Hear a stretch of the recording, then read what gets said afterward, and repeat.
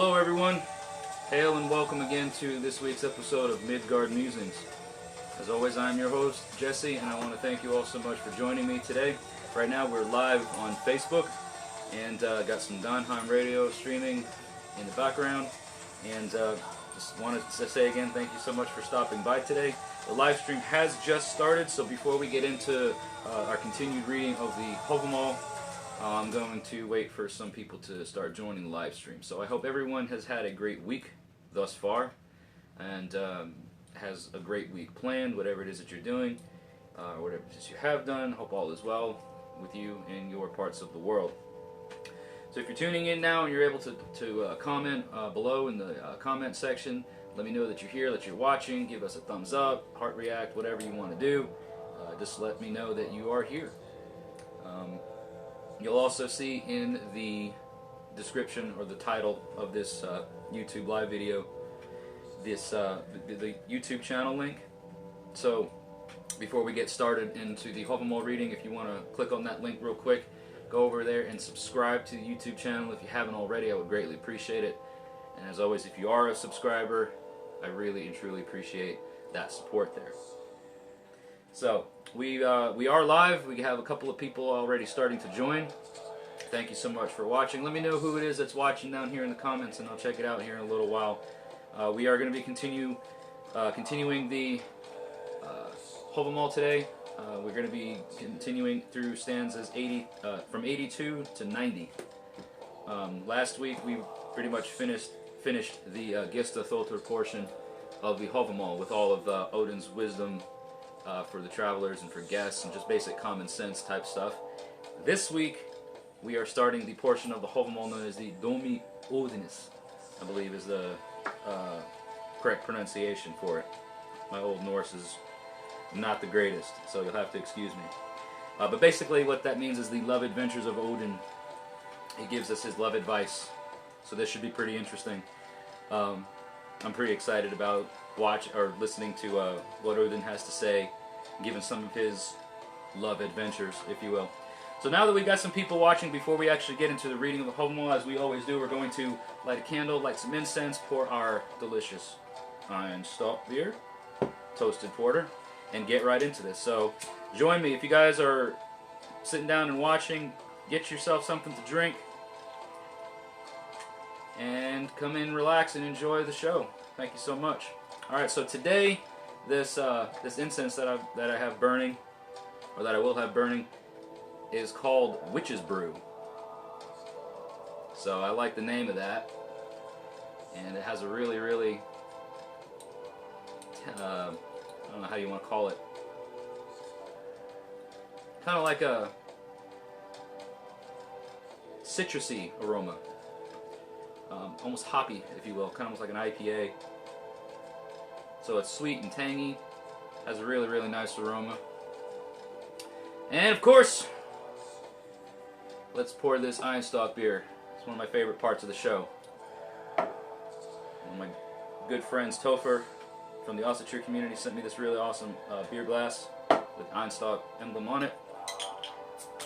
And waste not, want not. Alright, here we go, guys. Thank you so much for joining me. We are going to be starting the Hávamál in just another minute or two. Alright.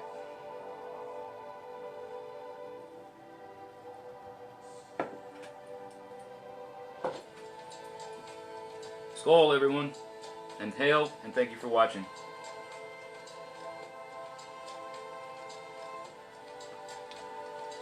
I say it every week, but it's one of the highlights of the show for me. I only drink Einstock with all of you fine folks. So it's kind of a weekly tradition that I've come to adopt, and it's great. I look forward to it each and every week. It's like one of my favorite beers, so what better way to enjoy my favorite beer than with some of my favorite people. Alright, here we go, guys. Hávamál stanzas 82 through 90 today. Starting with stanza 82.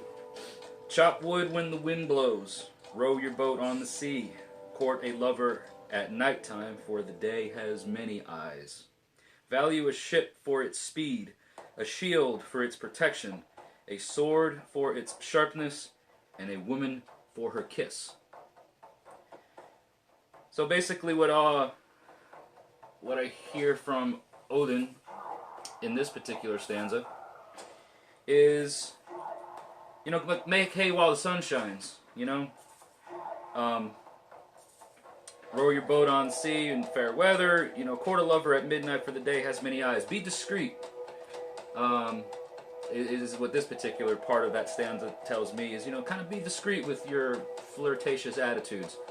Too many times we see people going out and just flaunting everything they've got and trying to score the next piece, if you will. If you find something or someone that you're willing to engage in on that level, be discreet about it. You bring it out into the open, all so much for everybody to see in a way that's going to get people talking about you and give you a bad reputation, so on and so forth.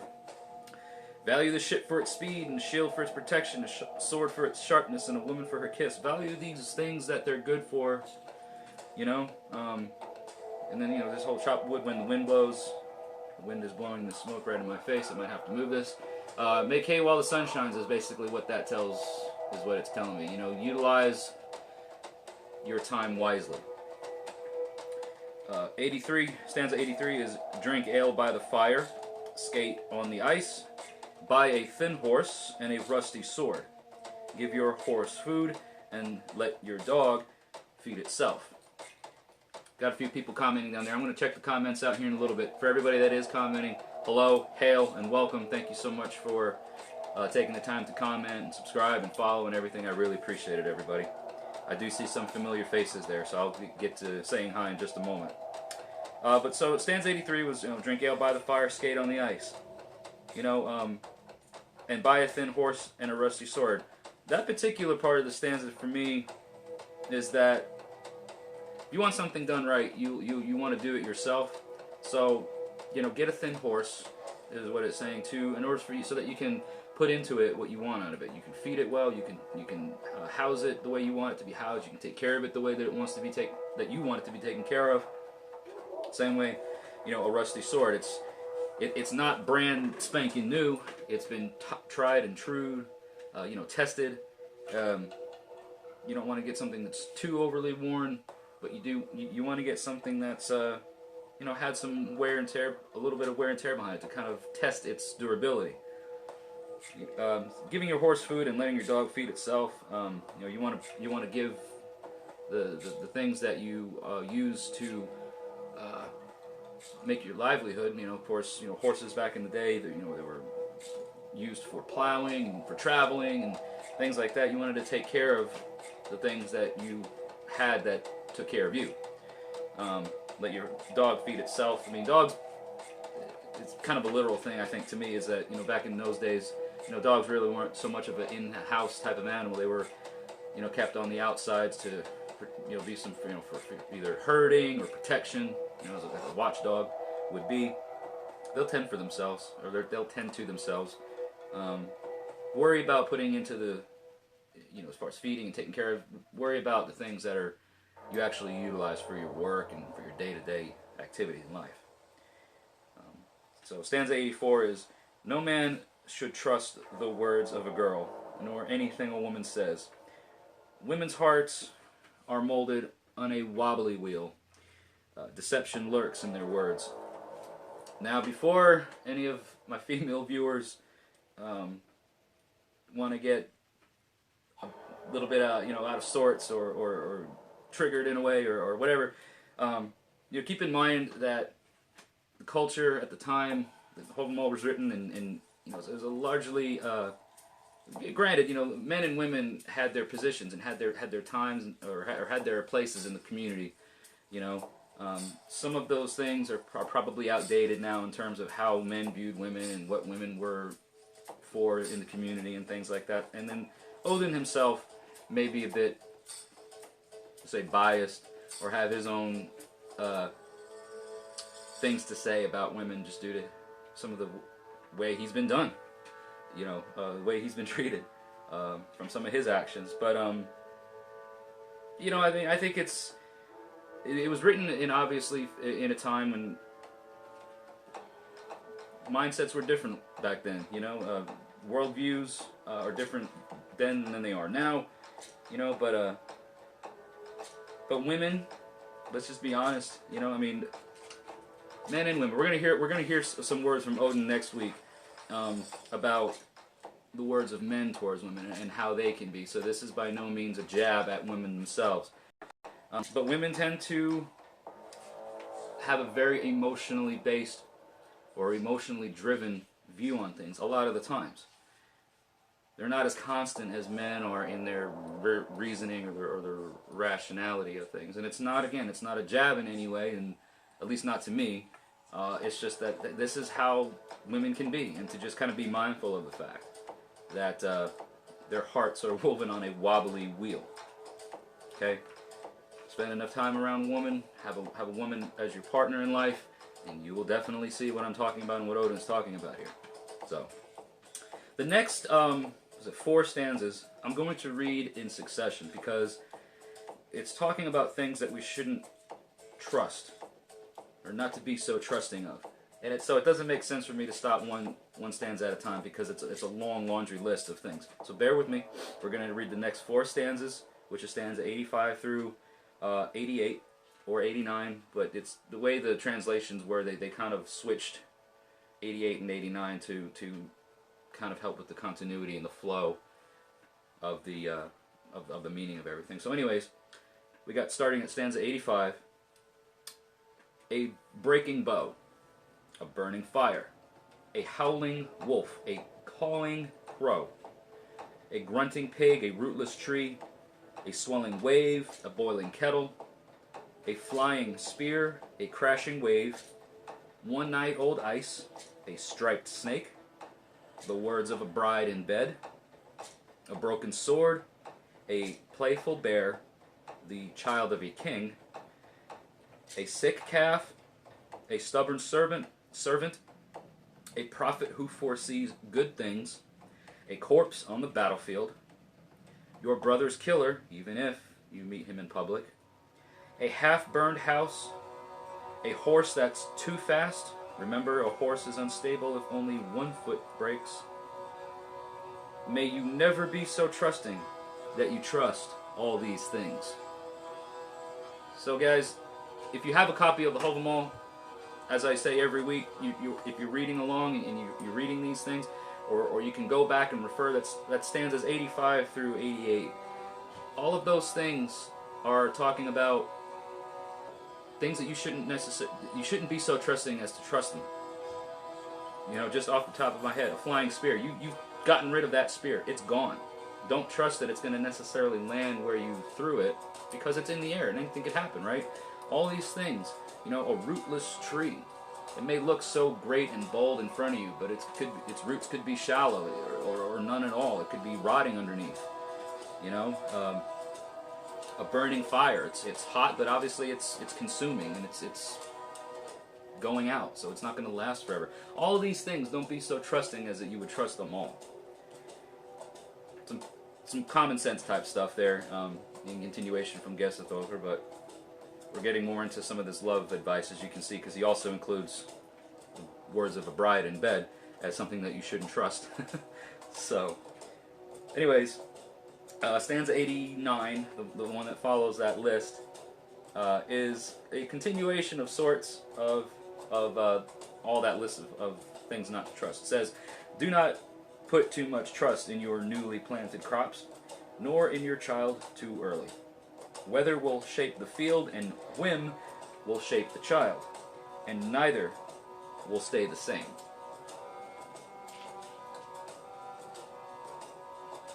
So again, you have to be patient with things, especially with things. Give me a second, guys. I'm just going to move this incense. I don't want it to get in your eyes there. It seems to be blowing straight across into the screen.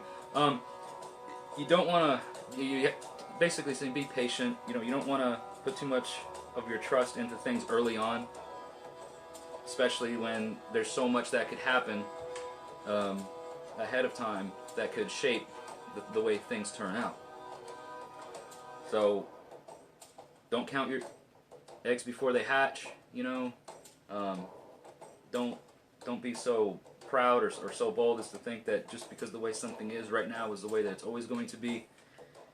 Be understanding of the fact that time and chance and things that will happen over time can shape the way things are currently that you see them.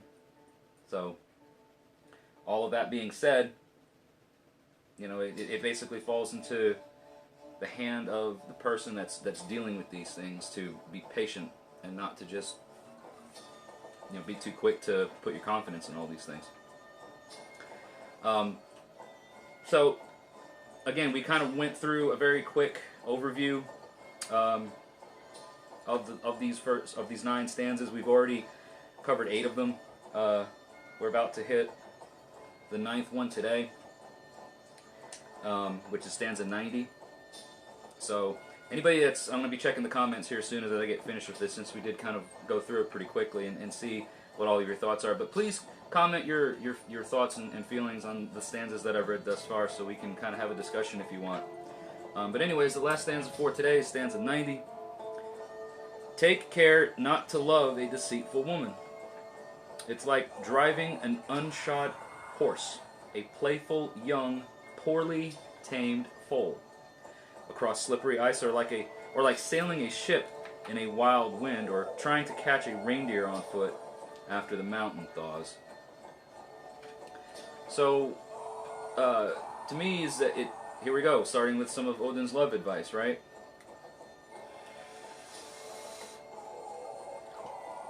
Take care not to love a deceitful woman. I'm getting the feel from Odin is that, you know, if you're going to